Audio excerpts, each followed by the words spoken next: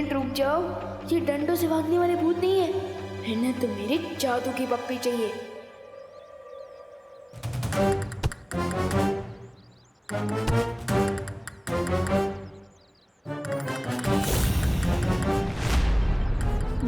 तोबा तोबा, अरे इस करुणा के डंडे बहुत बड़े, लेकिन एक बात अच्छी हुई, ये विवान हमारे सामने आ गया। अरे गोला फेंकूं? अरे फेंकना। कहाँ गया? तुम कैसे नहीं मानोगे? रुको, अरे रुक, कहाँ भाग रहा है? जब रुक। अरे मम्मी आ जाओ, गए वो। तो ठीक है ना बेटा? हाँ, लेकिन आपने मुझे बेटा क्यों बोला? और मेरे लिए आप उन गुंडों से भी लड़ी। आप मुझे जानती है?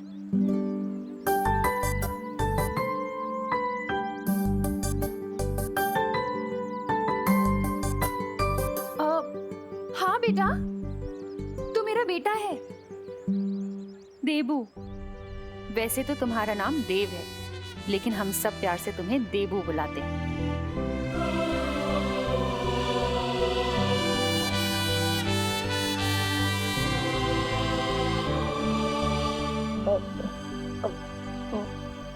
मेरा नाम देबू है। हाँ भैया, आपका नाम देबू है और मैं आपका छोटे भाई विवान।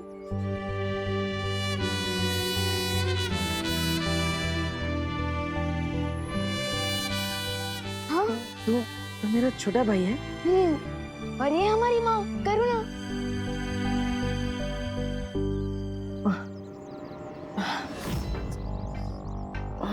पर मुझे कुछ याद क्यों नहीं आ रहा?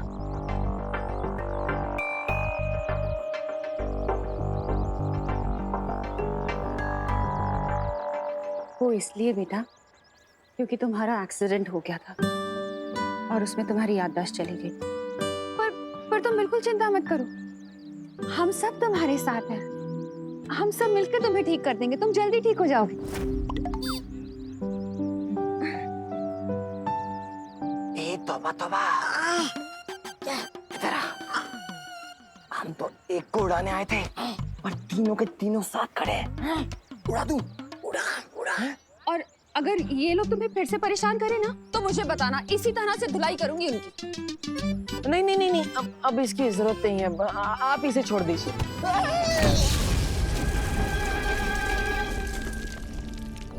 पार्टनर की याददाश्त भले ही चली गई हो, लेकिन अनजाने में ही काम बॉलवीर वाला ही कर दिया।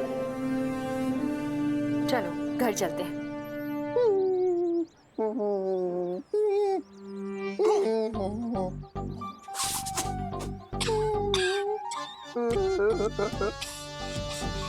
क्या गोला फेंका रे तूने? कमाल रे कमाल।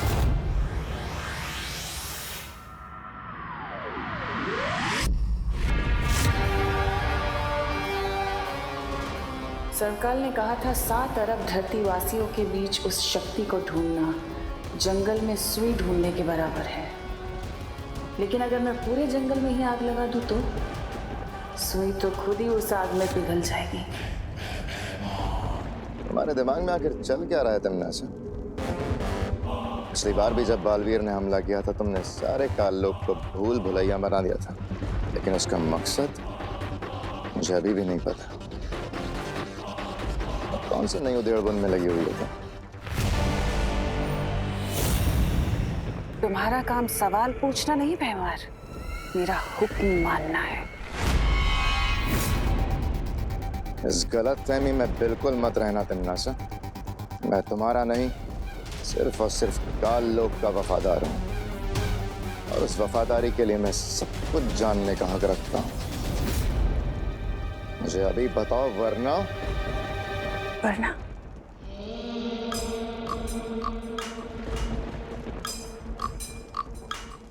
वरना क्या कर लोगे तुम? तुम्हारी यही बात तो मुझे अच्छी लगती है भैमार। तुम्हारे जो दिल में होता है वही तुम्हारी ज़बान पे भी होता है। लेकिन सब्र रखो, बहुत जल्दी मैं तुम्हें सब कुछ बता दूंगी। और साथ ही साथ तुम्हारा शुक्रिया अदा भी करूंगी।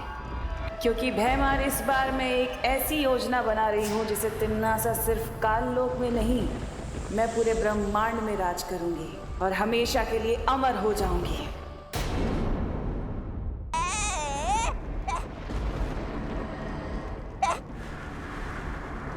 तुम लोग तो विवान पे हथगोले फेंकने गए थे ना? हाँ राजा, अरे गए तो थे हम हाथ गोले फेंकने, लेकिन उस बालवीर ने, उस गंदी नारी के कीड़े ने हमें ही नाली में फेंक दिया। पर भैरानी, एक बहुत अजीब सी बात हुई। उस बालवीर ने ना हम दोनों को पहचाने ही नहीं। हमें बोला भैया आप जानते हैं हम कौन है, हम कौन है, और खुद को भी नहीं पहचान रहा था। हाँ, और कौन तिम्नासा बोल रहा था? कौन तिम्नासा? और भैरानी, ऐसा लग रहा था उसकी हरकतों से जैसे उसकी याददाश्त चली गई हो। क्या कहा तुमने? याददाश्त चली गई है। क्यों तो बताओ। हाँ।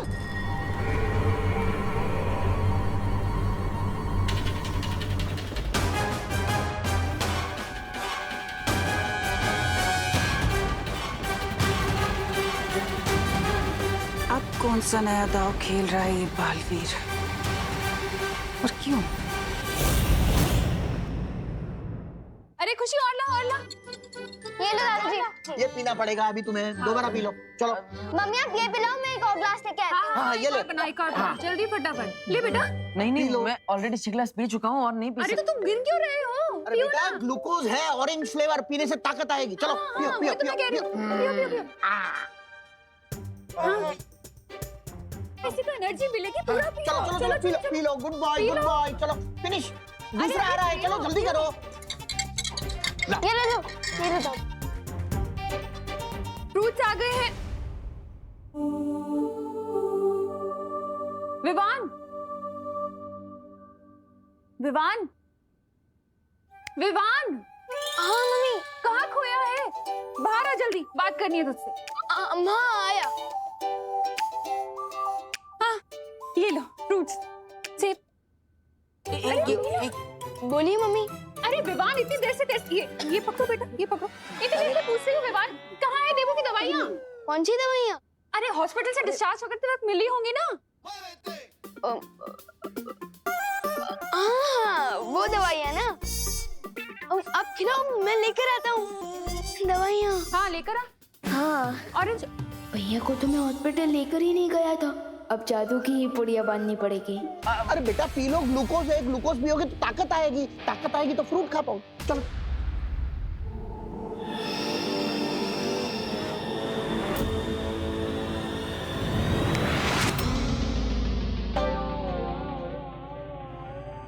कहाँ है दवाई? लाना। हाँ दवाइयाँ ना।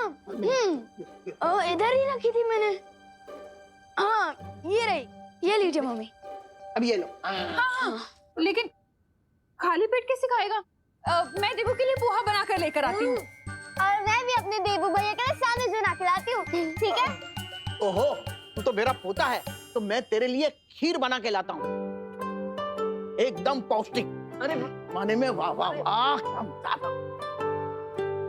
खीर में काजू, बादाम, पिस्ता, किशमिश सब डालूंगा। पहले ऑरेंज पियो, बाद में खाना। बहुत पौष्टिक होता है। बालवीर चाहे कोई भी चाल चलने की क्यों ना सोच रहा हो, मुझे फर्क नहीं पड़ता, क्योंकि इस बार तो मैं पूरी धरती को ही तबाह कर दूं।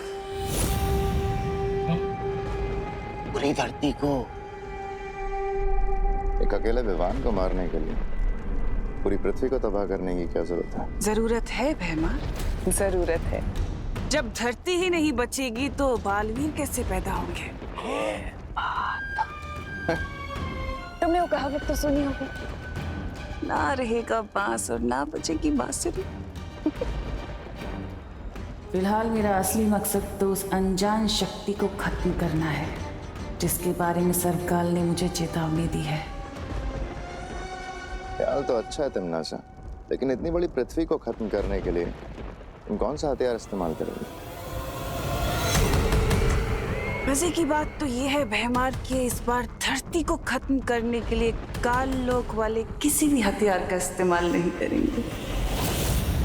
नाली में हम गिरे थे लेकिन कीड़े इसके दिमाग में गिरे।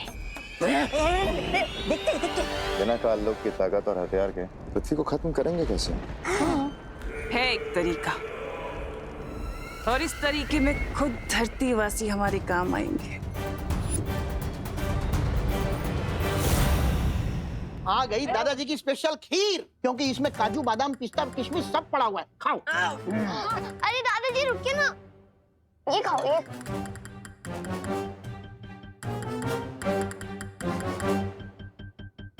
अरे ले लो, ले लो, ले लो, ले लो, ले लो।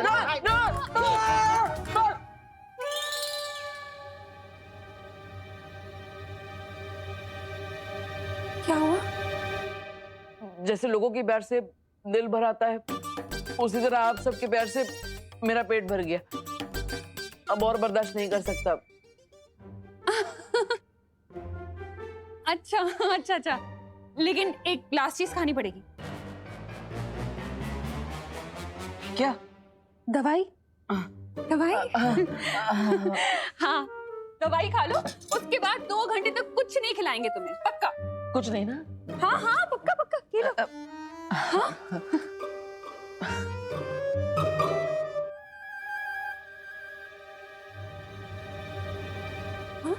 अरे ऐसे ही खा ले? दवाई निगलने के बदले चबा गए, कड़वी नहीं लगी? हाँ, गोली तो मीठी थी। जैसे वो 7 ग्लास पिया ना वो। ग्लूकोज। हाँ, ग्लूकोज जैसे। ये कैसी गोली है विवान? हाँ, ये कैसी गोलियां हैं? पर्ची दिखा जरा। पर्ची ना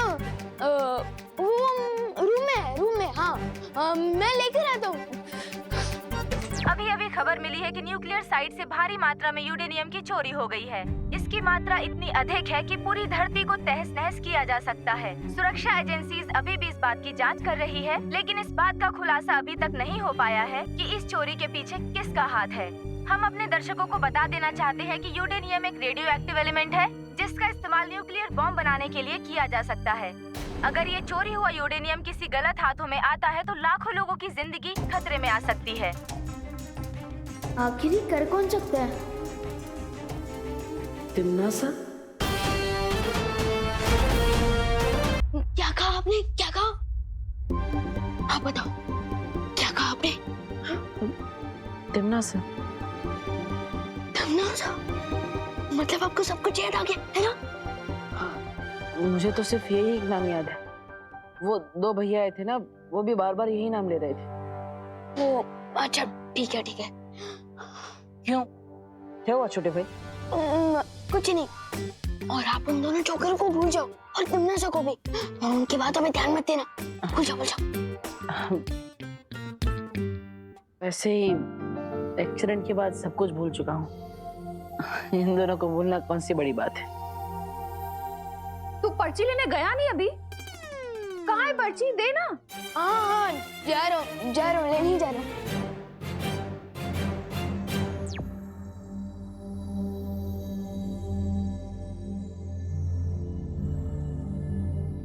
वैसे अनजाने में ही सही, देव भैया ने अंदाजा तो सही ही लगाया है। इस यूरेनियम की चोरी के पीछे जरूर तिम्नासा का हाथ हो सकता है।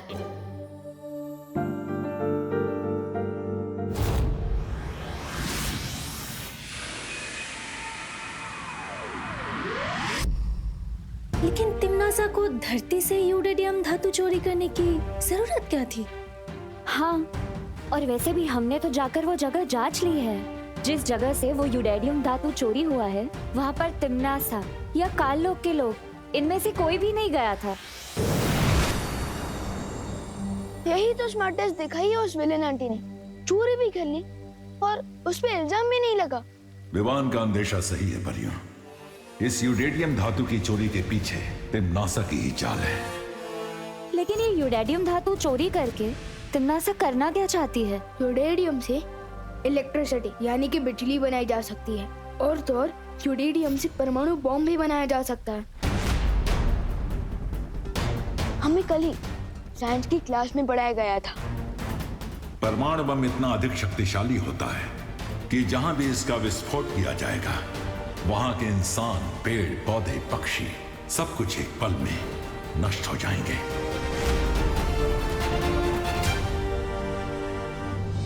अगर ये बात है शौर्य, तो हमें तुरंत ही तिम्नासा को ढूंढकर रोकना होगा। लेकिन कैसे? तिम्नासा ने यूरेनियम धातु चोरी करने के लिए कोई जादू का इस्तेमाल किया ही नहीं, तो फिर तिम्नासा का सुराग कैसे मिलेगा? अगर भैया हमारे साथ होते तो हमें तिम्नासा को ढूंढने में मुश्किल नहीं होती, क्योंकि भैया को तिम्नासा की जलेबी जैसी टेढ़ी सोच की हर एक नस पता है। वैसे विवान, बालवीर, मेरा मतलब देव कैसा है? अच्छे हैं, मम्मी और दादाजी उनका ध्यान रख रहे हैं। हॉस्पिटल की पर्ची लेने गया है या कोई खजाना? विवान,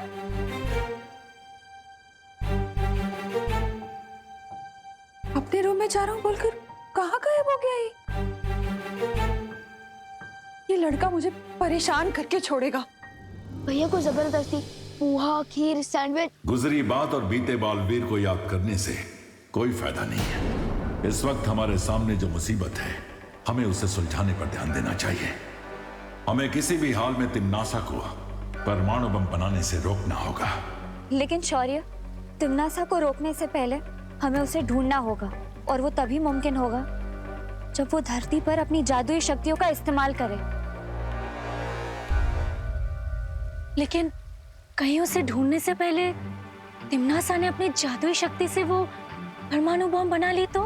फिक्र मत करो आइबरी, परमाणु बम जादू से नहीं, साइंस से बनेगा।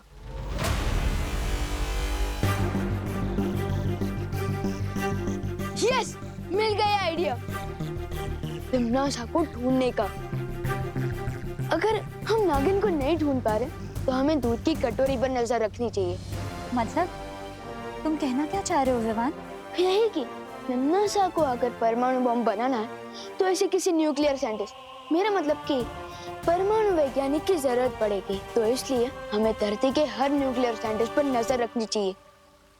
और जैसे ही तिम्नासा किसी वैज्ञानिक से संपर्क करेगी, हमें तिम्नासा का ठिकाना पता चल जाएगा।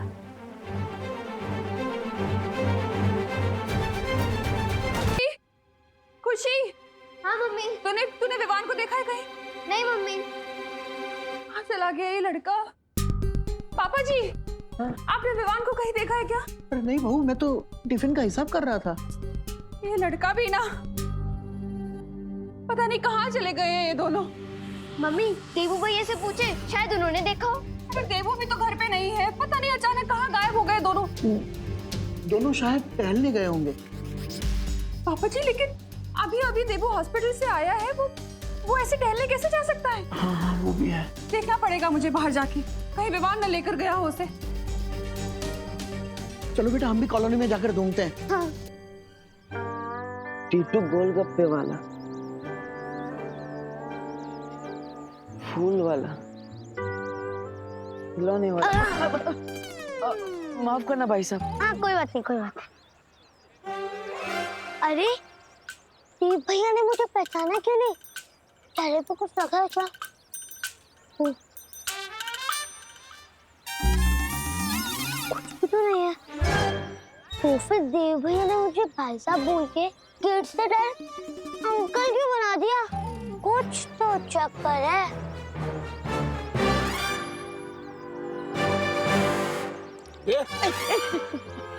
माफ करिएगा भाई साहब।